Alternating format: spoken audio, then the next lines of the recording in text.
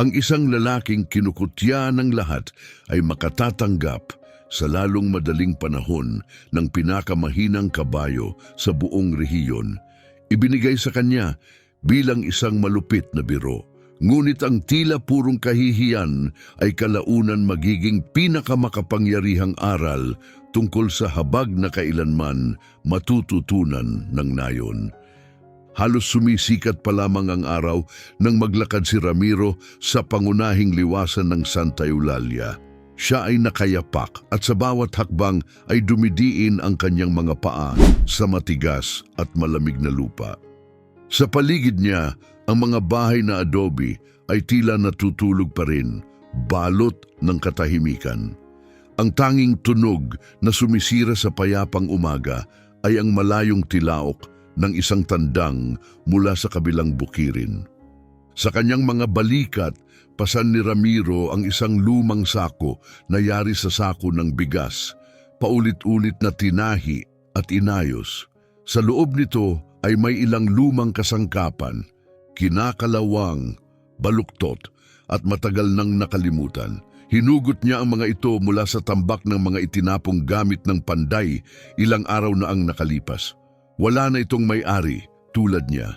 Sa liblib na nayong iyon, halos hindi umiiral si Ramiro sa paningin ng iba. At kapag siya man ay napapansin, madalas ay bilang pakay ng panlilibak.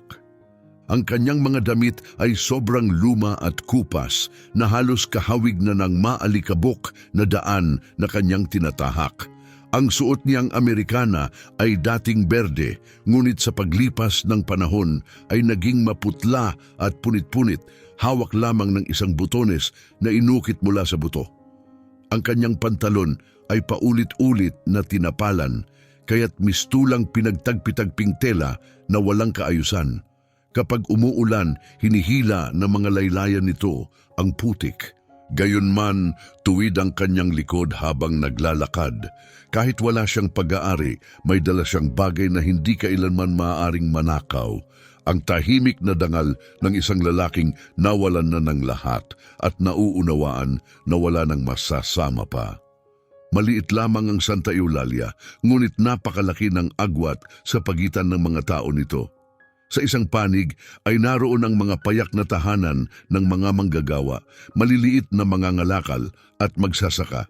Sa kabilang panig na hinihiwalay ng isang malapad na lansangang may batong Portuhes, nakatayo ang marangyang tirahan ni Roberto Castro, ang pinakamayamang tao sa buong rehiyon. Nagmula ang kayamanan ni Roberto sa malalawak na taniman ng kape na bumabalot sa mga kalapit na burol, ngunit pati na rin sa kanyang kontrol sa halos lahat ng bagay. Pag-aari niya ang nag-iisang bangko sa bayan, ang mga bodega ng butil, at maging ang istasyon ng tren na nag-uugnay sa Santa Eulalia at sa Cabecera. Higit pa siya sa mayaman, siya ay makapangyarihan.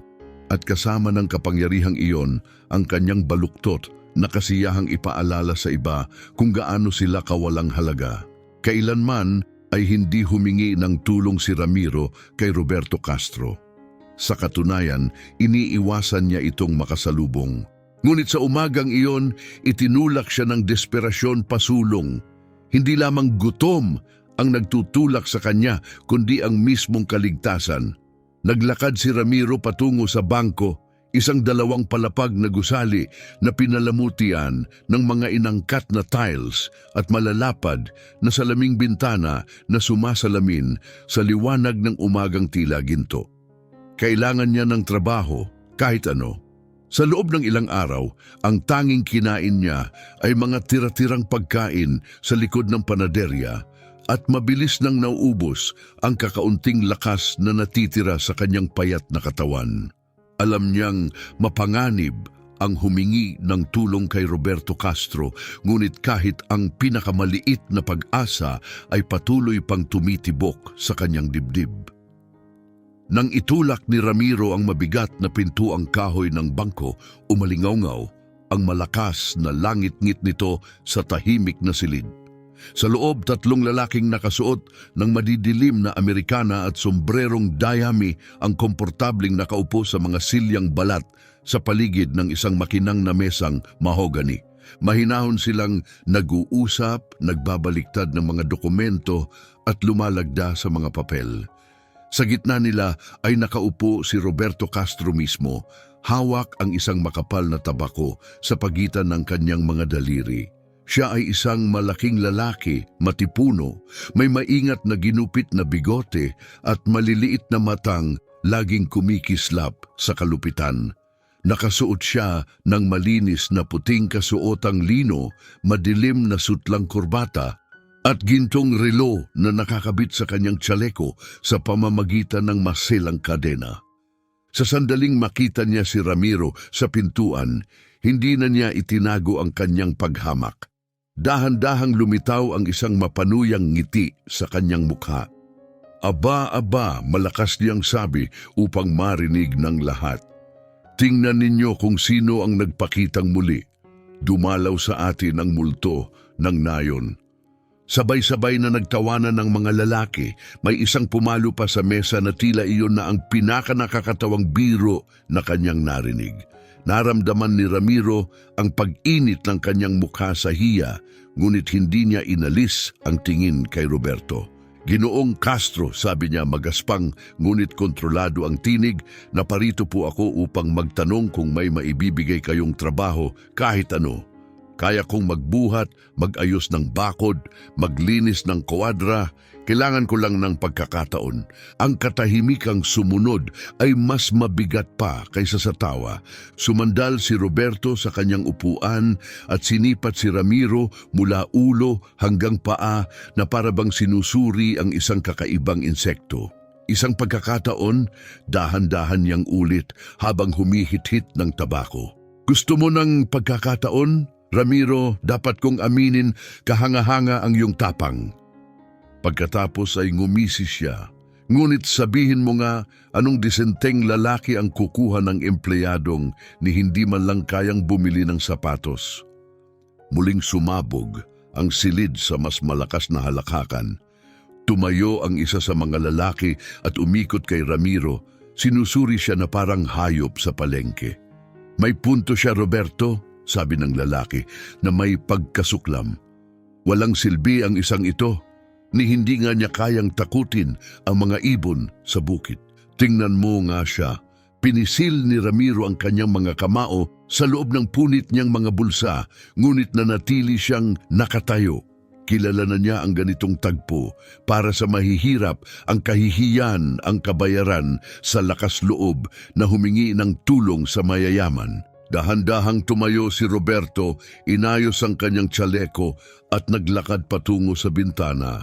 Huminto siya roon at minasdan ang kanyang mga lupain, ang kanyang mga negosyo at ang imperyong itinayo niya sa pagdurusa ng iba. Pagkaraan ng ilang sandali na parabang biglang nakaisip ng isang ideya, humarap siya na may malapad at kontentong nangiti. Alam mo ba, Ramiro, tama ka. Ang bawat lalaki ay nararapat sa isang pagkakataon at ako si Roberto Castro ay kilala sa aking kabutihang loob. Nagkatinginan ang ibang mga lalaki, naguguluhan. Bumalik si Roberto sa mesa, binuksan ang isang kahon at kumuha ng isang luma at nanilaw na piraso ng papel. Nagsulat si Roberto ng ilang salita sa papel at tinapos ito sa pamamagitan ng paglagda ng kanyang pangalan gamit ang isang pilak na pluma. Dalhin mo ito sa tagapag-alaga sa bukirin ng Campos Altos, sabi niya habang iniaabot ang dokumento kay Ramiro. Sabihin mo sa kanya na galing sa akin ang utos, makakatanggap ka ng regalo. Isang bukas palad na regalo. Tinanggap ni Ramiro ang papel na nanginginig, ang mga daliri nalilito at hindi mapakali. Regalo? Alam na alam niyang si Roberto Castro ay hindi kailanman nagbibigay ng anuman nang walang nakatagong layunin. Ngunit mas malakas ang gutom at desperasyon kaysa pag-iingat. Salamat po, Ginoo, pabulong na sabi ni Ramiro, maingat na tiniklop ang papel. Hindi mo kailangang magpasalamat, sagot ni Roberto habang muling umupo. Tutal, iyan naman ang ginagawa ng mga kaibigan, hindi ba? Muling sumabog ang tawanan habang lumabas si Ramiro sa bangko. Isang kakaibang pakiramdam ang bumalot sa kanyang dibdib na parang babala na may hindi tama. Ngunit wala na siyang magagawa, hindi na siya makakabalik. Halos buong umaga ang inabot ng paglalakbay patungo sa bukirin ng Campos Altos.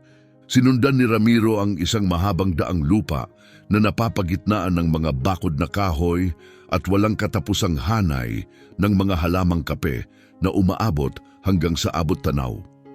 Nang marating niya ang mataas na tarangkahang bakal, mataas na ang araw sa langit.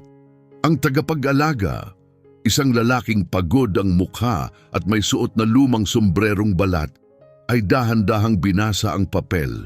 Pagkatapos, bumuntong hininga siya ng malalim. "Kaya ikaw pala," bulong niya habang umiiling. "Halika!"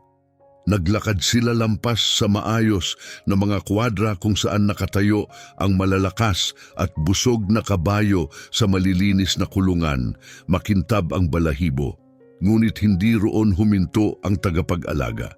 Dinala niya si Ramiro sa mas likuran pa, patungo sa isang nag-iisang kulungan na hiwalay sa iba. Amoy luma at napabayaan ng hangin at mabigat ang katahimikan. At doon niya nakita, sa gitna ng kulungan ay nakatayo ang pinakamahina at pinakapayat na kabayong nakita niya kailanman. Kita ang mga tadyang nito sa ilalim ng mapurol at walang buhay na balahibo. Lubog at malabo ang mga mata nito at nanginginig ang mga paa habang pilit nitong pinananatiling nakatayo ang sarili. Halos wala itong lakas kahit itaas ang ulo. "Yan ang regalo mo," sabi ng tagapag-alaga habang binubuksan ng tarangkahan. "Spirit ang pangalan niya. O dati, hindi ko nga alam kung nakikilala pa niya yon." Dahan-dahang lumapit si Ramiro, parang sumisikip ang dibdib niya. Inunat niya ang kamay patungo sa kabayo. Hindi umurong o kumurap si Spirit. Nakatayo lang siya ron, walang galaw, na para bang naghihintay sa hindi maiiwasan. "May sakit ba siya?" Mahina at maingat na tanong ni Ramiro. "Hindi," sagot ng tagapag-alaga. "Matanda lang, ubos na ang lakas at nakalimutan na. Balak na sana ng amo na ipapatay siya. Tapos naisip niyang mas nakakaaliw kung ibibigay na lang sa'yo." Nag-atubili ang lalaki, halatang hindi komportable. "Pasensya ka na, hiho. Utos lang ang sinusunod ko."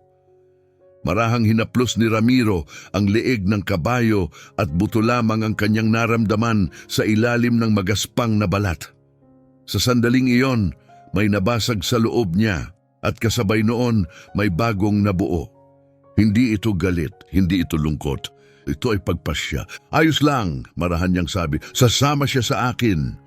Inabot ng tagapag-alaga sa kanya ang isang lumang lubid at lumayo nang hindi na nagsalita pa. Maingat na itinali ni Ramiro ang lubid sa leeg ni Spirit, inaalagaan ng hayop na para bang ito'y mahalaga. Pagkatapos, magkatabi silang naglakad pabalik sa nayon, sa mahabang daan. Nang marating nila ang liwasang bayan, palubog na ang araw. Tumigil ang mga tao upang tumitig. May ilang hayagang tumawa. Ang iba naman ay umiling sa tahimik na awa. Hindi iyon napansin ni Ramiro. Ang naramdaman lamang niya ay ang mabagal na bigat ng kabayo sa kanyang tabi at ang katiyakang kahit pa ito'y isang malupit na biro, hindi niya iiwan si Spirit. Dahil alam na alam ni Ramiro kung ano ang pakiramdam ng iniwan at tumanggi siyang ipasa ang sakit na yun kahit sa isang kabayong papalapit na sa dulo ng buhay nito. Ang mga sumunod na araw ang pinakamahirap na naranasan ni Ramiro. Wala siyang kwadra, wala siyang pera pambili ng pagkain at halos hindi rin niya kayang buhayin ang sarili. Ang tanging masisilungan ni Spirit ay isang abandonadong kubol sa gilid ng nayon na dati imbakan ng mga lumang kasangkapang pangbukid. Tumutulo ang bubong, lupa lang ang sahig, malamig at walang awa. Ngunit mas mabuti iyon kaysa iwan ng kabayo sa labas. Noong unang gabi, nagising si Ramiro sa tabi ni Spirit, nakikinig sa mabagal at hirap na paghinga ng hayop. Nakahiga ang kabayo sa lupa, nakatiklop ang mga paa sa ilalim ng payat nitong katawan, bahagyang nakapikit ang mga mata na parabang nasa pagitan ng pahinga at pagsuko. Paminsan-minsan, nanginginig ang buong katawan nito. Sa tuwing mangyayari iyon, inaabot ni Ramiro ang kamay, hinahaplos ang leeg nito, at pabulong na nagsasalita ng mga salitang siyaman ay halos hindi niya maunawaan. "Aayos ka," bulong niya sa dilim, "pangako." Ngunit madaling bigkasin ang pangako, mas mahirap itong tuparin. Bago pa magbukang liwayway kinabukasan, umalis si Ramiro upang maghanap ng pagkain. Nagpunta siya sa bawat bahay, iniaalok ang kanyang paggawa kapalit ng dayami, mais o kahit itinapong damo. Karamihan sa mga pinto ay isinara sa mukha niya. May ilan pang tumawa, tinatanong kung balak niyang pakainin ng kabayong kalahati na raw ay patay. Gayunman, tumanggi si Ramiro na sumuko. Matapos mapuntahan halos lahat ng bahay, nakakuha siya ng ilang dakot ng tuyong damo at isang maliit na supot ng basag-basag na mais, ibinigay ng isang matandang babae na naantig sa awa. "Kawawang hayop!" marahan nitong sabi. "At ikaw rin, walang kaluluwa," si Roberto Castro. Nagpasalamat si Ramiro at nagmadaling bumalik sa kubol. Pagdating niya, nakatayo si Spirit, isang tanawing parang himala. Inilagay niya ang pagkain sa lupa at pinanood ang kabayo habang dahan-dahang lumalapit. Umaamoy muna bago unti-unting nagsimulang kumain. Hindi ito marami, hindi man lang sapat. Ngunit ito ay mayroon, lumipas ang mga araw sa isang nakakapagod na rutina. Bago sumikat ang araw, bumabangon si Ramiro, naghahanap ng pagkain, inaalagaan si Spirit, at saka muling lumalabas upang maghanap ng trabahong maaaring magbigay ng ilang baryang pambili pa ng pagkain. Sa gabi, bumabalik siya sa kubol at natutulog sa sahig na lupa katabi ng kabayo, gamit ang kanyang lumang Amerikana bilang kumot. Alam ng buong nayon ang nangyayari at lahat ay may sinasabi. Nabaliw na ang batang yon, bulungan ng mga tao sa liwasan. Sinisira niya ang kakaunti niyang meron para sa kabayong walang halaga, malakas na tawa ng panday. Kayabangan yan. Akala niya may pinatutunayan siya. Ngunit hindi sinusubukang patunayan ni Ramiro ang anuman. Alam lang niya na hindi niya kayang iwan si Spirit, lalo na nang makita niya ang sarili niyang pag-iisa na nakikita sa mga mata ng hayop. Isang nakapapasong hapon, halos 2 linggo matapos dumating si Spirit, nakilala ni Ramiro si Esmeralda. Lumabas siya ng biglaan, may dalang basket na natatakpan ng malinis na puting tela. Siya ay isang babaeng nasa gitnang edad. Ang mukha ay hinubog ng araw at hirap, ngunit ang mga mata ay patuloy na nagniningning sa init at kabaitan. Nakasuot siya ng payak na damit na koton, may balabal sa balikat at naglalakad na may kumpiyansa ng isang taong hindi natatakot tumulong sa mga hindi ka nais-nais. "Dinalhan kita ng tinapay at ilang gulay," marahan niyang sabi habang iniaabot ang basket. "Alam kong ibinibigay mo ang pagkain mo sa kabayo. Hindi yan tama. Kailangan mo rin ng lakas." Sandali, hindi makapagsalita si Ramiro. Matagal na mula nang may kumausap sa kanya nang walang pangungutya, kaya hirap siyang hanapin ang kanyang tinig.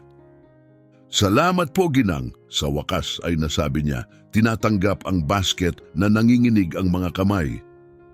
"Esmeralda ang pangalan ko," sagot niya habang pumapasok sa kubol at tumitingin sa paligid. "At hindi mo kailangang magpasalamat. Ginagawa ko lang ang dapat gawin ng sinumang disenteng tao." Lumapit siya kay Spirit na tahimik na nakatayo sa isang sulok. Dahan-dahang nginunguya ang maliit na bungkos ng damong nakolekta ni Ramiro kanina umaga. Inunat ni Esmeralda ang kamay at ipinatong ito sa leeg ng kabayo. Marahang gumagalaw ang kanyang mga daliri sa magaspang at hindi pantay na balahibo. Gumaganda na siya, sabi niya. Tunay ang gulat sa boses. Naramdaman din yon ni Ramiro, isang tahimik at maingat na pagmamataas ang unti-unting umangat sa kanyang dibdib. Mahina pa rin siya, sagot niya, pero mas marami na siyang kinakain ngayon. At sa gabi, hindi na siya nanginginig gaya ng dati. Binalingan ni Esmeralda si Ramiro, sinusuri ang pagod na nakasulat sa kanyang mukha. May bihira kang taglay, Ramiro. Hindi lahat kayang gawin ang ginagawa mo. Karamihan, umalis na noong unang araw pa lang. Ibinaling niya ang tingin sa lupa. Wala naman talaga akong pagpipilian, marahan niyang sabi. Kung iiwan ko siya, sino pa ang mag-aalaga sa kanya? Ngumiti siya, isang banayad ng ngiting may bahid ng lungkot. May pagpipilian ka at pinili mo ang pinakamahirap na landas. Sapat na yon para malaman ko kung anong klaseng tao ka. Pagkaraan ng araw na iyon, maraming beses pang bumalik si Esmeralda sa kubol. Lagi siyang may dalang pagkain at kung minsan ay maliliit na bungkos ng dayaming kinakalap niya mula sa mga magsasakang nagtitiwala sa kanya. Isang biyudang mag-isang nakatira sa gilid ng nayon, alam niya kung paano tiisin ang hirap ng hindi nawawala ang dangal, at kay Ramiro may nakita siya na hindi napapansin ng iba. Nakita niya ang isang lalaking naniniwala pa rin sa kabaitan kahit binigyan na siya ng mundo ng lahat ng dahilan para tumigil. Ngunit hindi lahat ay ganoon ang tingin. Nagsimula nang makarinig si Roberto Castro ng mga bulungan. Inaalagaan daw ng pulubi ang kabayo. Buhay pa rin daw ang kabayo. Hindi iyon kailanman bahagi ng plano niya. Para kay Roberto, nakakatawa lamang ang kalupitan kapag nagtatapos ito sa pagkatalo.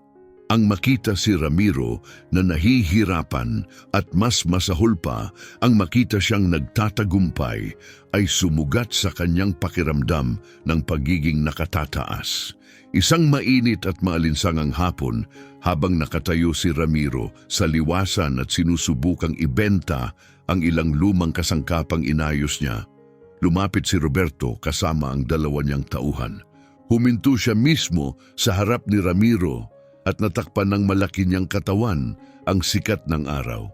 Kaya totoo nga, malamig na sabi ni Roberto, sinisira mo pa rin ang mga araw mo sa kalansay na yan na naglalakad? Tumingala si Ramiro ngunit nanatiling tahimik. Alam niyang kahit anong sagot ay pwedeng baluktutin laban sa kanya. Akala ko mas matalino ka kaysa diyan, patuloy ni Roberto habang inaayos ang kanyang sombrero. Pero mukhang pareho kayong walang silbi ng kabayo, bagay na bagay. Tumawa ang mga lalaki at may maliit na pulutong na nagsimulang magtipon. Naramdaman ni Ramiro ang pag-alab ng galit, ngunit pinilit niyang huminga at manatiling kalmado. Hayaan mong bigyan kita ng payo, sabi ni Roberto, yumuko ng bahagya palapit. Tapusin mo na ang pagdurusa ng hayop, sinisayang mo ang oras mo, at ang oras ang tanging bagay na hindi kayang sayangin ng tulad mo.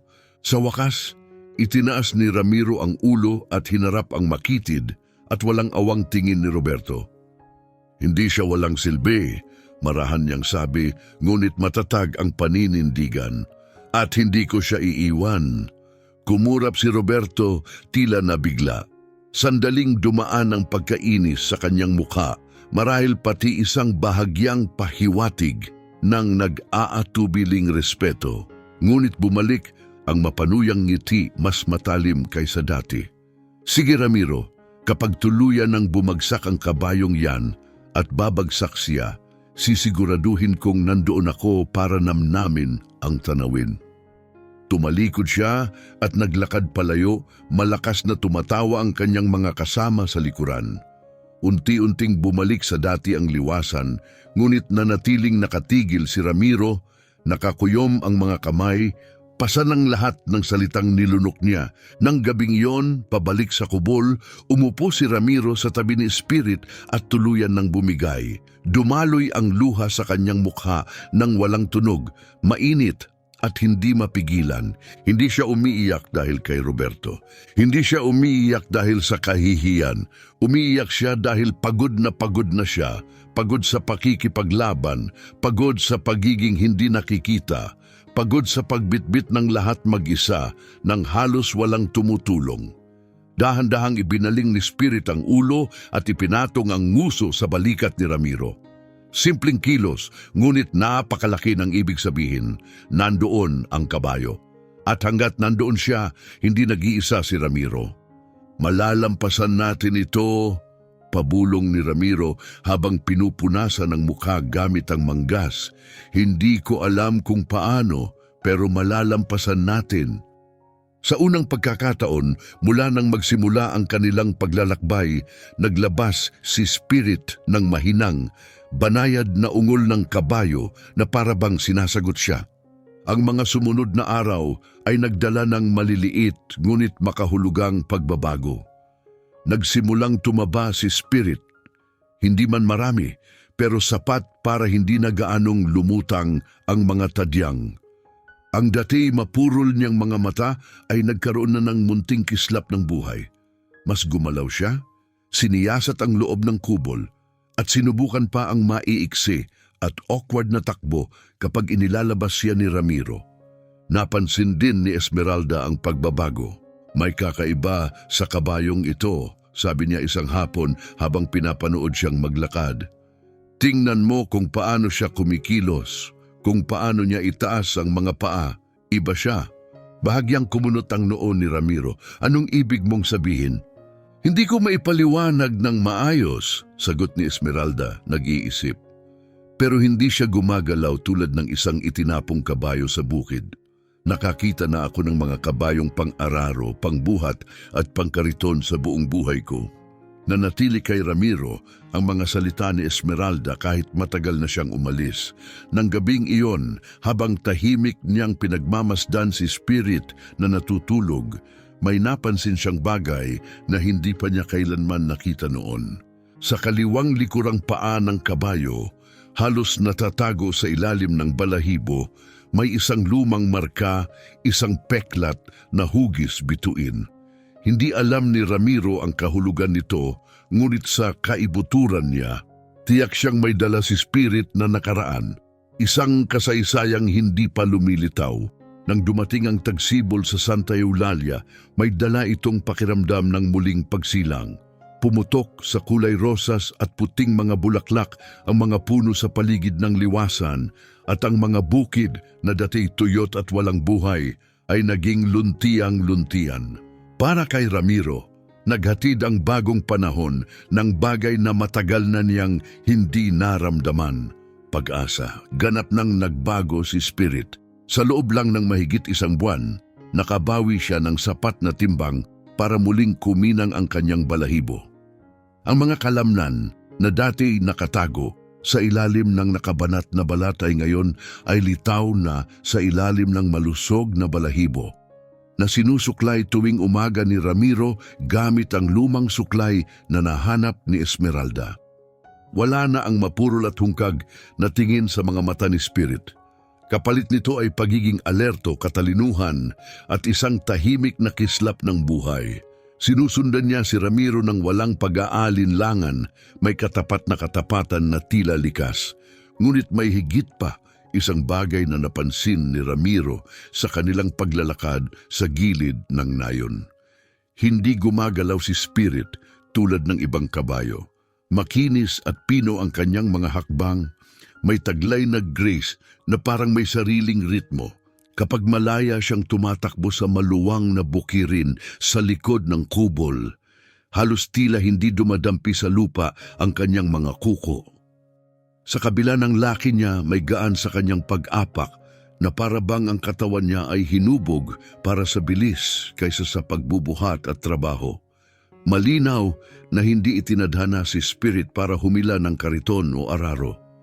Nakita rin iyon ni Esmeralda. Isang maliwanag na umaga, nakaupo siya sa isang nabuwal na punong kahoy malapit sa kubol, tahimik na pinagmamasdan habang ginagabayan ni Ramiro si Spirit sa isang payak na kurso na inayos niya sa pagitan ng mga puno. Kabayong pangkarera siya, bigla niyang sabi, na parang kusa lang lumabas ang pagkaunawa. Huminto si Ramiro at lumingon sa kanya, nagulat. Paano ka nakakasiguro? Tumayo si Esmeralda at lumapit kay Spirit, ipinatong ang kamay sa leeg nito na may kumpiyansang taglay ng taong malalim ang pag-unawa sa mga hayop. Sa paraan ng pagtayo niya, sa paghinga niya, at sa markang iyan, sabi niya, itinuturo ang peklat na hugis bituin sa likurang paa. Hindi iyan basta-basta, tatak iyan ng rehistro. Ganoon magmarka ang malalalaking bukirin ng pagpaparami sa mga kabayong pangkarera. Bumilis ang tibok ng puso ni Ramiro. Kaya ninakaw siya? Hindi ko masasabi iyon, sagot ni Esmeralda. Pero ang mga kabayong tulad nito ay hindi basta nagiging pangtrabaho sa magdamag. May nangyaring mali, napakamali. Umalingaw-ngaw sa isip ni Ramiro ang mga salita niya sa loob ng maraming araw. Sinimulan niyang obserbahan si Spirit ng mas mabuti, naghahanap ng mga palatandaan ng buhay na hindi kailanman maipapaliwanag ng kabayo. Sa bawat galaw, mas dumadami ang mga tanong. Paano napunta sa pag-aari ni Roberto Castro ang isang kabayong ginawa para sa karera? At bakit siya hinayaang manghina at mabulok? Dumating ang sagot mula sa isang hindi inaasahang pinanggalingan. Isang mainit at nakapapasong hapon, habang nakaupo si Ramiro sa liwasan at nag-aayos ng mga lumang palayok at kasangkapan upang kumita ng ilang barya, may lumapit na matandang lalaki. Payak ngunit malinis ang kanyang suot at may kupas na sombrerong dayami na nagsisilong sa kanyang mukha na kinukulubot ng panahon. Ang kanyang asul na mga mata ay may lalim ng napakaraming taon at alaala. Ikaw ang binatang nag-aalaga sa nagugutom na kabayo. Kalmado niyang sabi, hindi bilang tanong. Maingat na tumango si Ramiro. Opo. Lumingon-lingon ang lalaki upang matiyak na walang nakikinig, saka siya umupo sa alikabok sa tabi ni Ramiro. Pablo ang pangalan ko. Maraming taon akong nagtrabaho bilang tagahawak ng kabayo sa bukirin ng Estrella do Sul sa kabila ng mga burol. Huminto siya at tila napadako ang tingin sa isang malayong lugar. Kilala ko ang kabayo mo, o sa halip, kilala ko kung sino siya noon. Parang may ginaw na dumaloy sa katawan ni Ramiro. Anong ibig mong sabihin? Dahan-dahang huminga si Pablo. Ang kabayong tinatawag mong Spirit, ang tunay niyang pangalan ay Night Lightning. Siya ang pinakamabilis na hayop na nakilala ng rehiyong ito. 3 tag-init na sunod-sunod, nanalo siya sa bawat karera sa mga perya at paligsahan. Siya ang ipinagmamalaki ng bukirin ng Estrella do Sul. Pinilit ni Ramiro na lunukin at unawain ang mga salita. Ano ang nangyari sa kanya? Biglang namatay ang may-ari ng bukirin, si Miguel Cruz, paliwanag ni Pablo. Nagkawatak-watak ang pamilya dahil sa mana. Sa pagmamadali nilang ibenta ang lahat, pati ang mga kabayo ay ipinagbili. Sinamantala ni Roberto Castro ang kanilang desperasyon at binili ang ilang hayop sa halagang halos wala. Tumingin ng tuwid si Pablo kay Ramiro. Isa roon si Night Lightning. Napabulong si Ramiro habang nilulunok ang kaba. Kung ganoon, bakit hinayaan ni Roberto na maging ganoon siya? Umiling si Pablo, may pait sa kanyang mukha. Hindi kailanman gusto ni Roberto ang isang kampeon. Ang gusto niya ay pagsunod. Sinubukan niyang basagin ang loob ni Night Lightning, gawing karaniwang kabayong pangtrabaho. Pero lumaban ang hayop. Tinanggihan nito ang mabigat na siyahan, binaliwala ang mga utos at tumangging humila ng mga kariton. Bumaba ang boses ni Pablo. Kaya nagpasya si Roberto na kung hindi niya makokontrol, walang ibang makakakontrol. Itinigil niya ang pagpapakain, ipinagkait niya ang pag-aalaga, hinayaan niyang mamatay, dahan-dahan at tahimik. Sumiklab ang galit sa loob ni Ramiro, mainit at hindi mapigil.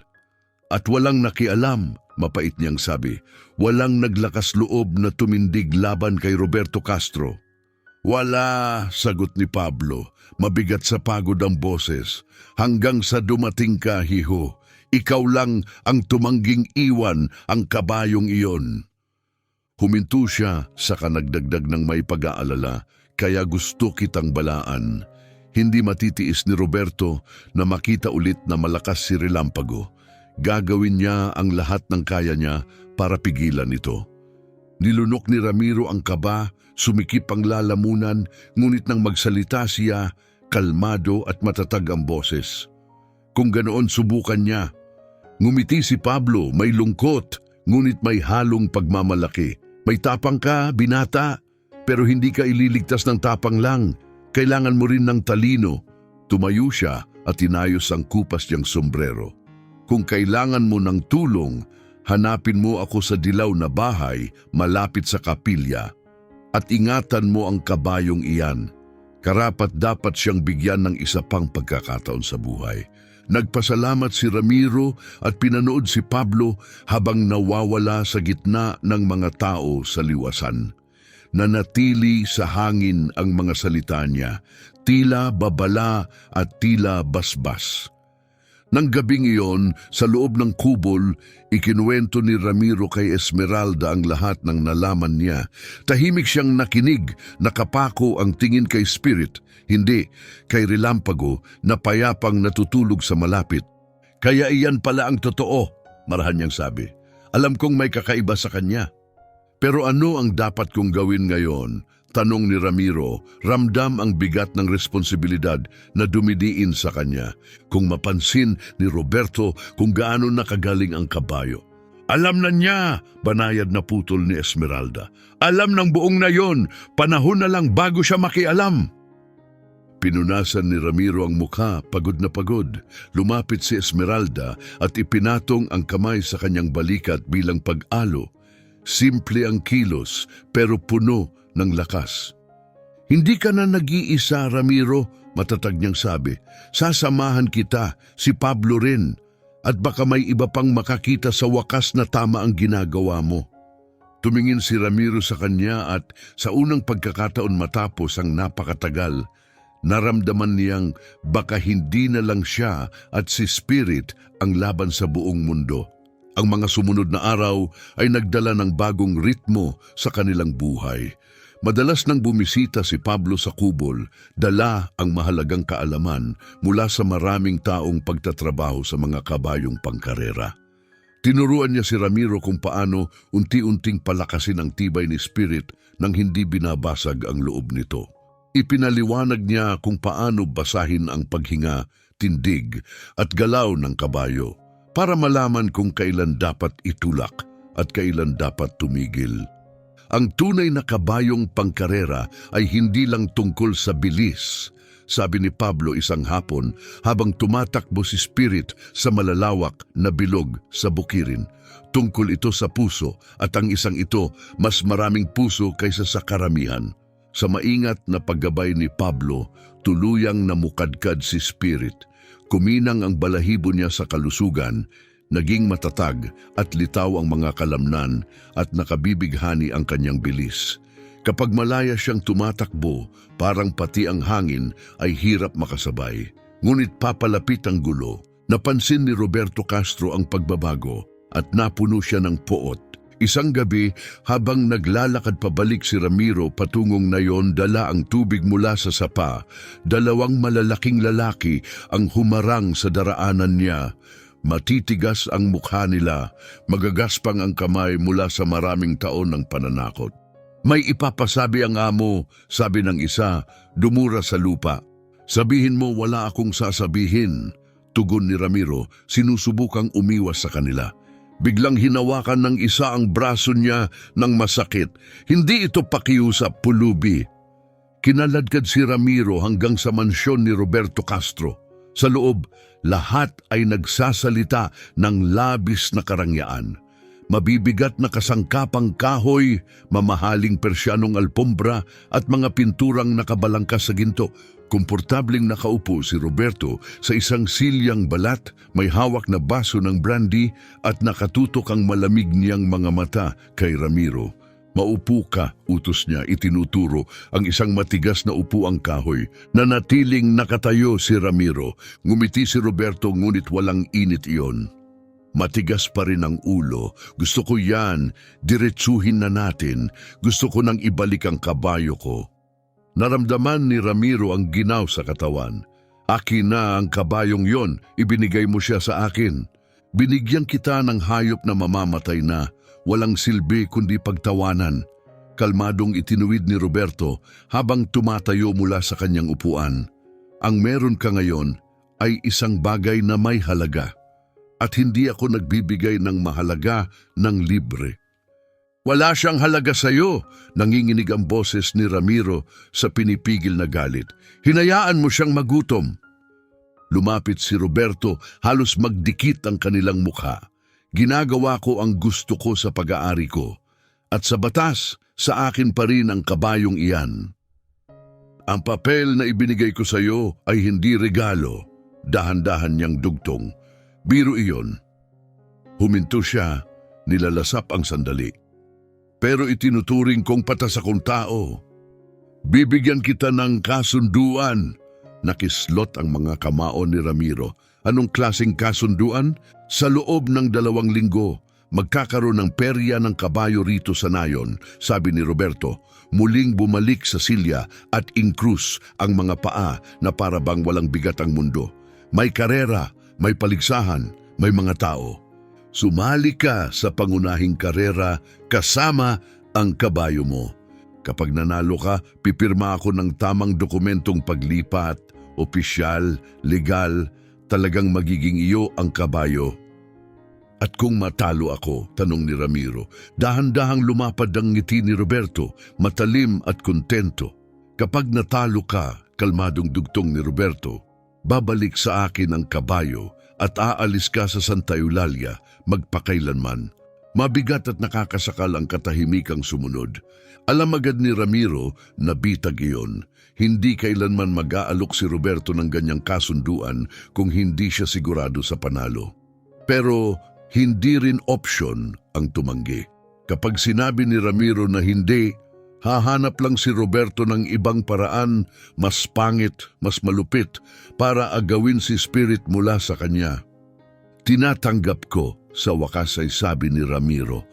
Matatag ang boses niya, kahit pa sa loob ng dibdib niya ay pumipilipit ang takot.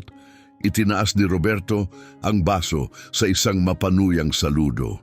Kung ganoon, may kasunduan tayo. Magkikita tayo sa Perya, Ramiro, at maghanda ka para sa pagkatalo.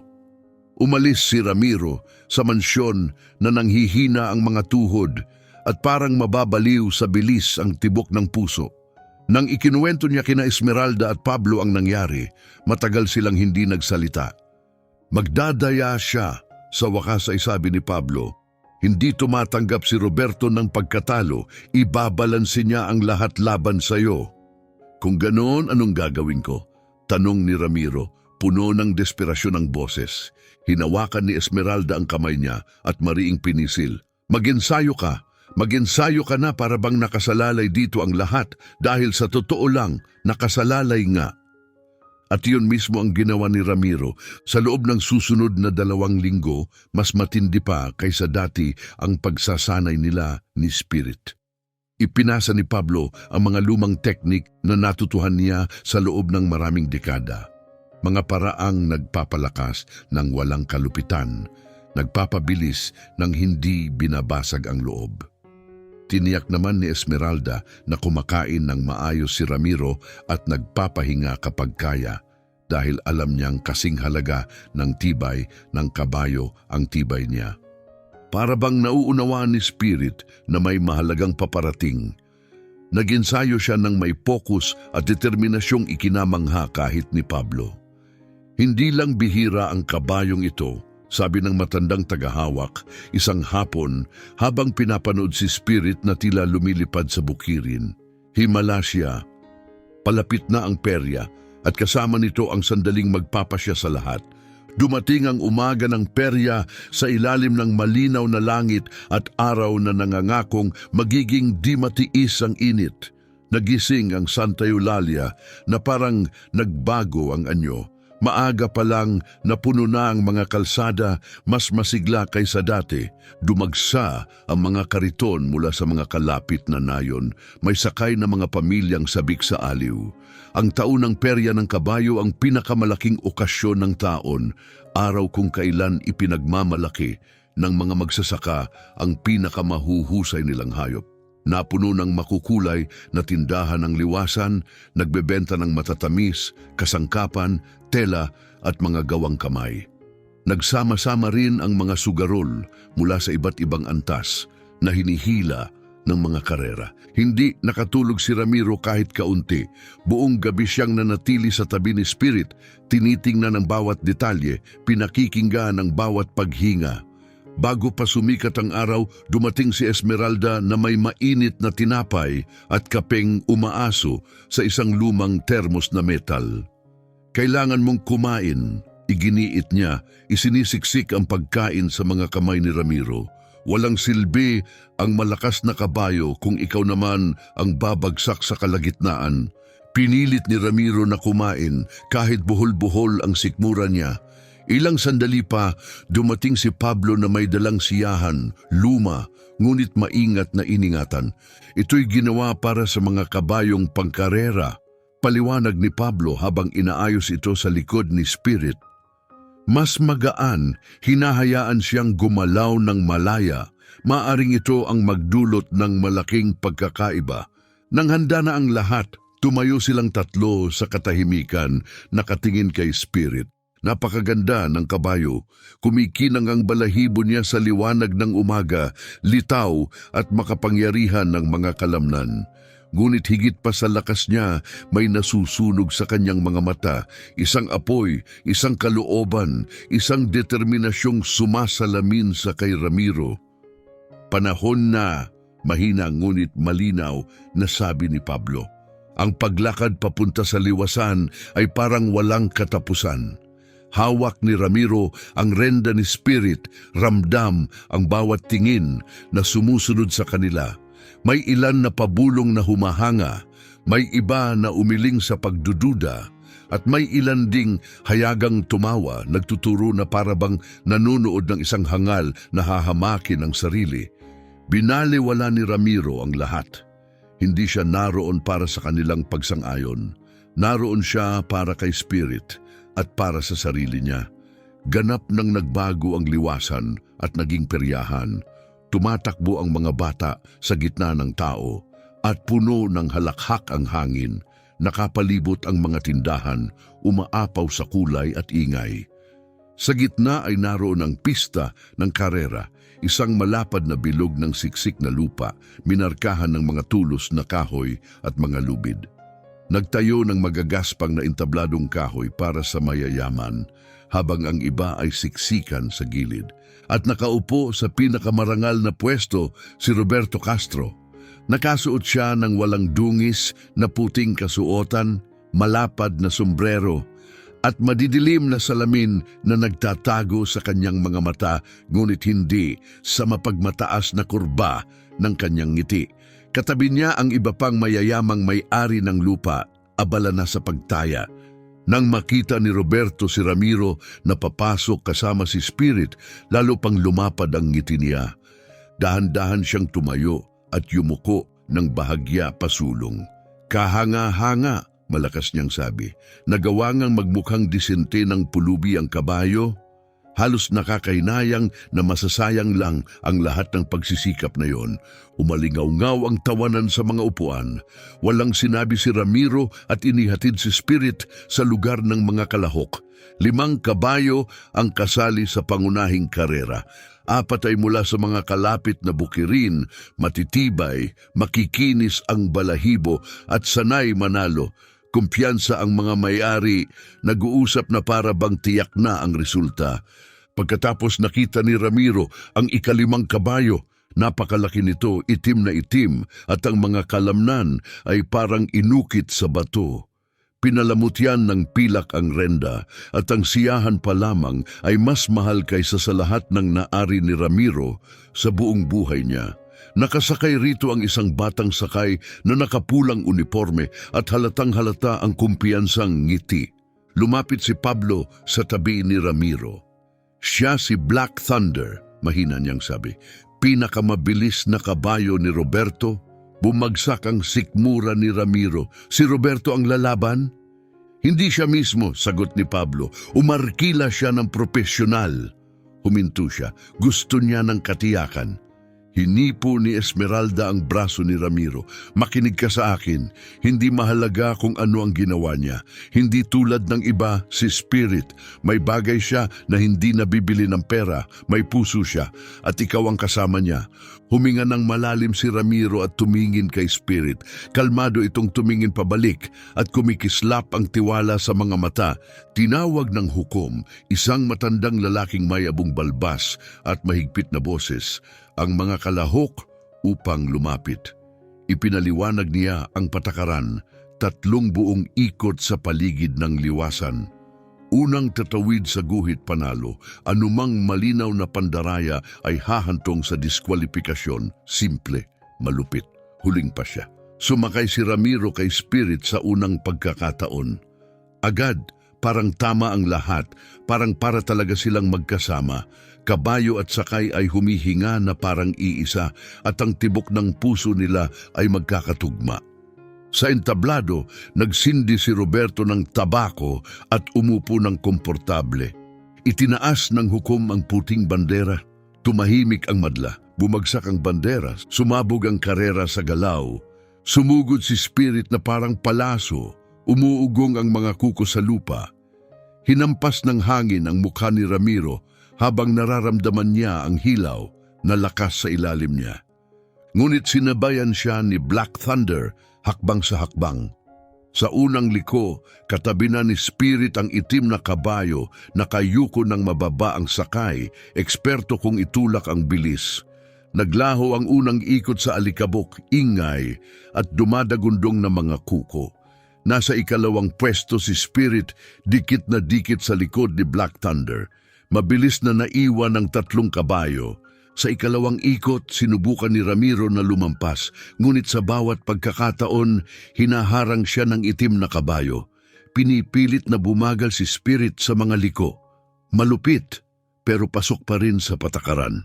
Pagkatapos may napansin si Ramiro na mas masama. Sadyang bumabagal si Black Thunder sa mga tuwid na bahagi, sinisira ang ritmo ni Spirit. Bawat pagtatangkang lumusot, kaliwa man o kanan ay pinipigil. Hindi na ito estratehiya, sabotahe na ito. Napansin ng madla, umalingaw-ngaw ang sigawan at ngunit nanatiling tahimik ang hukom. Nakislot ang mga kamao ni Pablo. Plano yan, ungol niya. Binayaran ng hukom. Nakatuon ang mga mata ni Esmeralda kay Roberto na nakatingin mula sa entablado ng may mapagmataas na kasiyahan.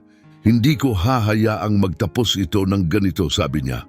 Tumakbo siya sa gilid ng pista at nang umikot si Ramiro sa ikatlong liko ng ikalawang ikot, sumigaw siya ng ubos lakas.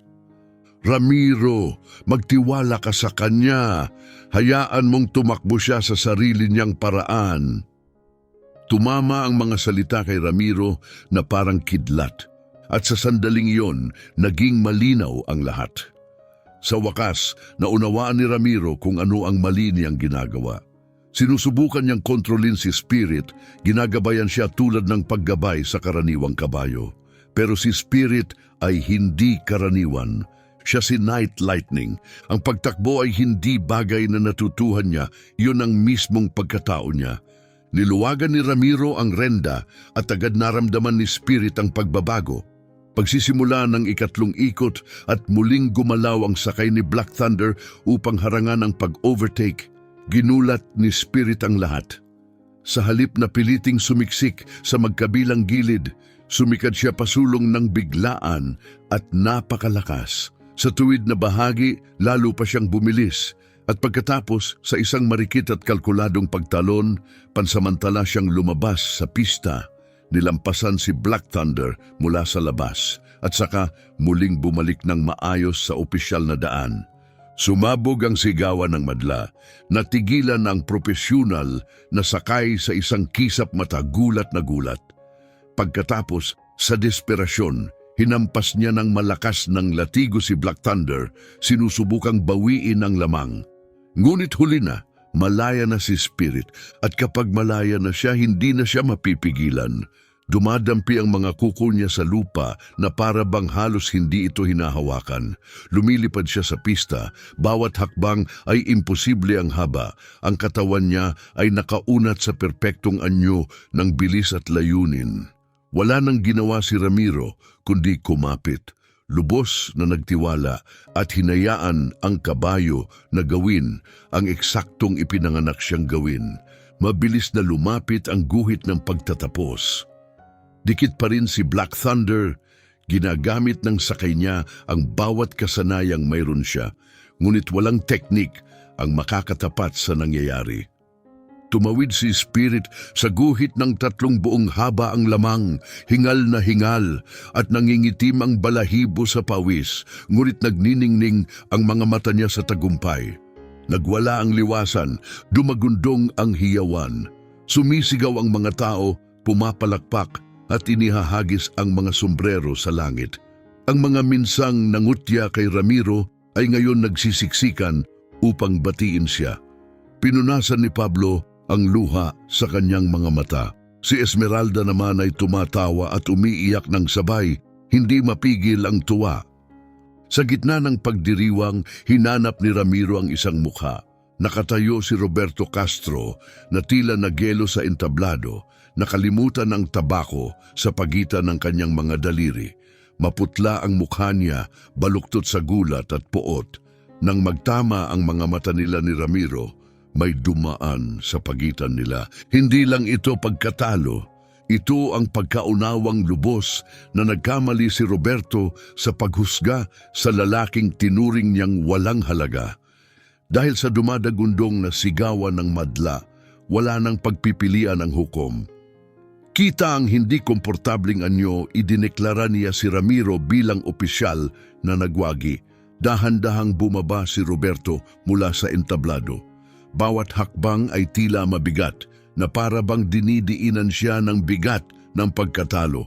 Huminto siya sa harap ni Ramiro na nakasakay pa rin kay Spirit at nanatiling tahimik sa mahabang sandali.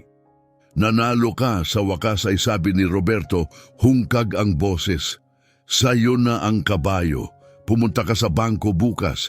Pipirma tayo ng mga papeles. Hindi na siya naghintay ng sagot. Tumalikod siya at naglakad palayo, sinusundan ng mga tauhan niya habang sinisipat ng mga tao ang kanilang pag-alis. Bumaba si Ramiro at niyakap ang leeg ni Spirit, idinikit ang mukha sa mainit na balahibo ng kabayo. Dumaloy ang luha ng ginhawa, pagod at umaapaw na saya. Nanalo siya laban sa lahat ng tao. Ngunit sa kaibuturan niya may tahimik na babalang umuuga. Si Roberto Castro ay hindi taong madaling tumanggap ng pagkatalo. At tama ang kutob ni Ramiro. Ang sumunod na umaga ay dumating na balot ng hamog. Nagising si Ramiro sa loob ng kubol sa marahang huni ni Spirit na parang naramdaman ng kabayo ang tensyong nakabitin sa hangin. Ang tagumpay kahapon ay parang malayo na ngayon, tila hindi totoo. Mas matalim ang realidad. Ipinangako ni Roberto ang mga dokumento. Pero ang pangako ng mga taong tulad niya ay bihirang may halaga. Maagang dumating si Esmeralda, may dalang bagong tinapay at pag-aalala sa mga mata. Pupunta ka sa bangko, hindi ba? Tanong niya kahit alam na niya ang sagot. Oh, sagot ni Ramiro habang inaayos ang luma niyang Amerikana, ang pinakamainam na damit na meron siya. Kung hindi niya tutuparin ang salita niya, kahit papaano makikita ng buong nayon kung sino siya talaga. Ilang sandali pa dumating si Pablo at iginiit na sasama siya. Tahimik silang tatlo habang naglalakad sa mga lansangan ng Santa Eulalia na may bakas pa ng perya, mga dekorasyong nayupi, mga tindahang binaklas at ang naiwan na amoy ng pritong pagkain sa hangin. Pero may nagbago, Hindi na binabaliwala ng mga tao si Ramiro. May ilan na ngumiti, may ilan na tumango, may isang tindero pa nga ang lumapit upang batiin siya. Grabe ang karera, sigaw nito, masiglang kinakamayan si Ramiro. Tinuruan mo si Castro na mayabang ng leksyon na hindi niya makakalimutan. Nagpasalamat si Ramiro ng magalang pero hindi buo ang saya. Hanggat hindi legal na kanya si Spirit, wala pang katiyakan. Nang marating nila ang bangko, sarado ang mga pinto. Maitim ang mga bintana. Nakakandado ang mabigat na pinto. Walang tunog mula sa loob. Parang lumubog ang sikmura ni Ramiro. Tumakas siya, bulong ni Esmeralda. Gulat na gulat. Tumakas ang duwag. Ngunit bago pa tuluyang bumigat ang kawalan ng pag-asa, may magaspang na boses na narinig sa likuran nila. Hindi siya tumakas. Lumingon sila. Naroon ang isa sa mga lalaking dating kasama ni Roberto sa bangko. Mas mukhang matanda siya ngayon, lupaypay, na parabang isang gabi lang ay kumain ng maraming taon sa kanyang mukha. Salvador Mendoza ang pangalan ko, sabi niya, inaalis ang sombrero bilang paggalang. Isa akong minoridad na kasosyo sa bangko at naparito ako para sabihin sa inyo kung ano ang nangyari kagabi.